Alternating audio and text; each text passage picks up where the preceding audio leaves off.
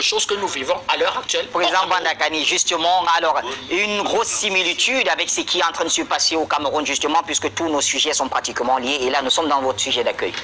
Oui, j'ai une grosse similitude, c'est évident. Voilà comment est-ce qu'une indépendance fabriquée de toutes pièces par des majors étrangers, n'est-ce pas, peut déboucher sur une guerre civile, une division de l'entité qui réclamait l'indépendance. Oui.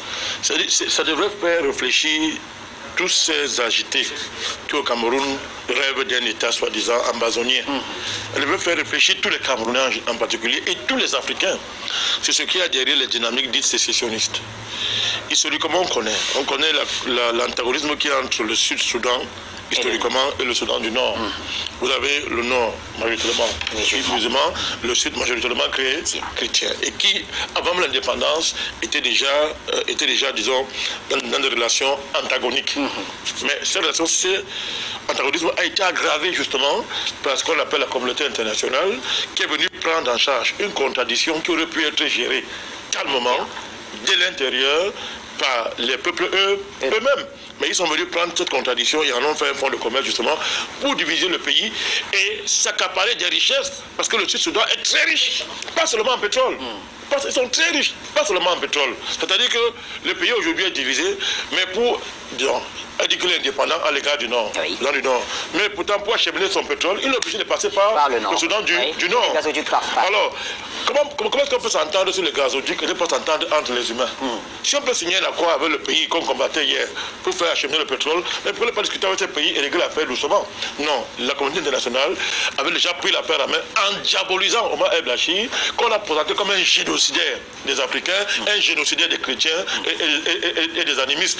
Depuis que tu étais indépendant, personne ne parle maintenant du vrai génocide qui est là.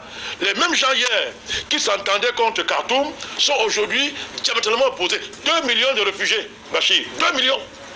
Wow. 2 millions de réfugiés. 50 000 morts, non, c'est même plus. C'est chiffre officiel. C'est officiel. 50 000 morts et près de plus de 2 millions de réfugiés. Et bizarrement, c'est à Khartoum qui vient faire la paix. Ouais. Mais ironie de l'histoire, mais mon cher Simon, mais ça fait pleurer. Ça fait pleurer. Mais derrière, il y a les majors qui tirent d'un côté, les Chinois tirent d'un côté, et maintenant les Occidentaux veulent leur part. Derrière même cette guerre qui est entre le même pays largement, où le Sud-Soudan se divise, vous allez voir derrière c'est qui? C'est la guerre des majors pétroliers. Vous avez Total, vous avez les Américains et vous avez les Chinois. C'est la guerre du pétrole, mon cher Bachir. C'est-à-dire qu'on veut, une partie veut arracher plus, c'est-à-dire veut avoir plus, les Occidentaux vont avoir plus que les Chinois et ça entretient la guerre. Et plus tu as la guerre, plus le prix du pétrole est moins cher. Parce que le vrai prix par lequel on a pu vendre le pétrole est minorisé par le fait que ce sont les milices en fait qui vendent le pétrole. Exactement. Au noir, c'est-à-dire. C'est très triste, Bachir. Mais c'est une tristesse, je vais insister puisqu'on n'a que 2 minutes, c'est une tristesse que l'on voit aussi dans notre pays, le Cameroun. Alors on comprend à travers le financement peut-être du terrorisme ou alors des sécessionnistes, je reste un peu mesuré, dans les régions du nord-ouest et du sud-ouest, à travers ce financement que Kilimandjaro, si je reste dans le cas de Kilimandjaro capitale, est en train de faire à peu près ce qui s'est passé au Soudan du Sud. Mais Bachir, même chose, d'ailleurs vous n'avez qu'à voir la similitude qu'il y a entre le drapeau amazonien et le drapeau du Sud-Soudan. Étrangement, allez voir la similitude. Ce sont les mêmes gens.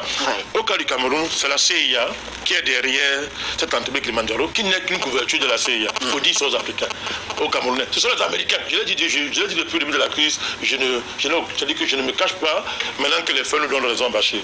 C'est la CIA, à travers Kilimandjaro, qui n'est qu'une couverture de la CIA, parce que je vous ai dit, l'agence de régulation financière de l'État de l'Alberta, qui était l'État du Canada, la Alberta Security Commission, a épinglé cette entreprise pour faux et usage de faux, 97 rapports falsifiés sur leurs chiffres. C'est-à-dire qu'ils inventent des chiffres qui sont faux et ils vont spéculer en bourse avec ça. Et on les a interpellés, mais on ne les fait rien. Je rappelle d'ailleurs que la semaine dernière, on a même présenté ce journal que Dr Basseli. On ne les fait rien, pourquoi? Ils sont protégés par la CIA. C'est une émanation directe de la CIA. Alors, Je sais que c'est là que dans le fond, le Cameroun, il y a deux enjeux majeurs. Il y a un enjeu majeur. L'enjeu majeur, disons, c'est que depuis 2 ans, a été de faire croire que c'est une affaire interne au Cameroun. Que c'était l'objet de la malgouvernance. Que les anglophones étaient marginalisés. Et c'est ce qu'on a voulu faire croire. C'est-à-dire que nous ne pouvons pas expliquer pourquoi d'autres régions du Cameroun qui sont plus marginalisées, entre guillemets, que les anglophones ne prennent pas les armes. On n'arrive pas à expliquer ça, on dit qu'ils sont très marginalisés. On a inventé une histoire qu'on les a trompés en 72. Des mensonges qu'avant 72, ils étaient un État. Ils n'ont jamais été un État. Jamais. C'était une entité qui n'existait pas. Puisque en 80, le fameux référendum, la question est simple. Voulez-vous devenir, voulez-vous vous rattacher au Cameroun ou au Nigeria? Le débat était clair. C'était une entité. Un État, ça ne rattache pas. Voilà, ça n'existait pas. Alors, par une manière, par une magie, on a dit que bon, c'est devenu un État fédéral avec Idio et après, État unitaire, on les a phagocytés. Donc on a menti, on a raconté une fausse histoire. Similitude avec le Soudan. Oui. Même chose, on a diabolisé Omar El-Béchir. Jusqu'à lancer un mandat d'arrêt international contre lui. Et maintenant, personne ne dit pourquoi, une fois que Béchir n'est plus là, les mêmes gens continuent à s'entretuer. Là, maintenant, qui les marginalise? Qui les marginalise d'abord au Soudan? Qui les marginalise? Mais on ne dit rien, hein? On ne parle rien, on ne dit rien. Donc, au Cameroun, c'est la même chose. Donc, il fallait tout faire pour démontrer que c'est une affaire intérieure. Que c'est parce que Paul Biya, le président Biya, mal gouverne le pays, on les a marginalisés, tout ce qui est l'héritage glorieux qu'ils ont hérité de la reine, la fameuse reine d'Angleterre, sa majesté l'Angleterre, vraiment, on a oublié ça et tout, Bachir. Oui. Nous avons dit, dès le départ, que c'est une affaire montée par l'étranger.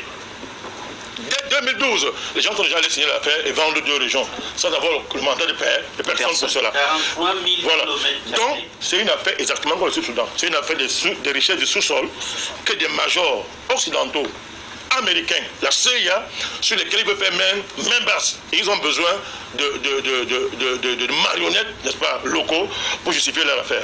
Donc aujourd'hui, la bataille, c'est celle-là. C'est l'affaire interne. Alors maintenant, vous parlez de division. Je vous ai dit ici que depuis bientôt 3 mois et demi, on voit une dynamique lente, sourde, mais sérieuse, qui monte dans ces 2 régions-là, où les populations commencent à dire que, mais dans quoi est-ce que nous nous sommes embarqués? Le travail de conscientisation et de compte rendu de la justice que nous sommes en train de faire, pour dire que c'est une affaire montée par l'étranger, commence petit à petit à porter du fruit. La fermeté du président camerounais sur la constitution, sur le caractère individuel de l'État du Cameroun, tout ça commence à porter des fruits. Et non seulement la population commence à comprendre au fur et à mesure, petit à petit, mais entre eux-mêmes maintenant, ils sont divisés. Bachir, je vais terminer par là. Pour que vous-même vous sachiez, vous-même encouragez le travail que vous faites vous-même. Dès dimanche passé ici, quand on a fini l'émission, je vous avais dit qu'il y aura la première émission et la vraie émission. Oui. Vous l'avez dit ici, entre nous. Nous avons été les seuls à dénoncer ici le pogrom anti-Bamileke qui était en cours dans ces régions-là, où on chassait les combattants bamilekés. Et ils étaient en train de fuir en masse, transportant leurs effets sur des parties. Parce qu'ils sont fatigués des rançons, on dit qu'ils ne sont pas chez eux. Nous l'avons dénoncé ici. Dès qu'on l'a fait, ces gens ont compris que c'est très grave pour eux. La division s'est installée. D'autres disent que non, l'autre combat était comme ça au début. Vraiment, on n'est pas là pour s'en prendre. Ils sont là depuis cette ère, machin et consort. Parce qu'ils savent que c'est une bombe, parce que le prétexte international qui fait de ces gens-là les victimes, et que les Américains utilisent pour embêter l'État du Cameroun, est désormais tombé. Le monde entier a vu. Les photos existent. L'on ne peut faire seulement ne pas voir, mais les faits sont là qui montrent que là-bas, il y a un pogrom. Ce ne sont pas eux qui sont les victimes. Ils ont programmé un pogrom anti-Bamileke et ces gens sont partis. Ils ont abandonné tous leurs biens. Ils sont partis pour d'autres avec ce qu'ils pouvaient partir avec. Aujourd'hui, mon cher Bachir, les Camerounais ne sont plus partout chez eux. Voilà où on peut aboutir. Malheureusement. Comment monter une affaire sur la manipulation et le mensonge. Merci, Président Bandakani. Et on accueille les 2 autres. Alors, quand je dis 2 autres, les 2 doyens, pourquoi pas. Simo, bonsoir, bienvenue au débat panafricain. Et justement, vous me dites, c'est aussi votre sujet.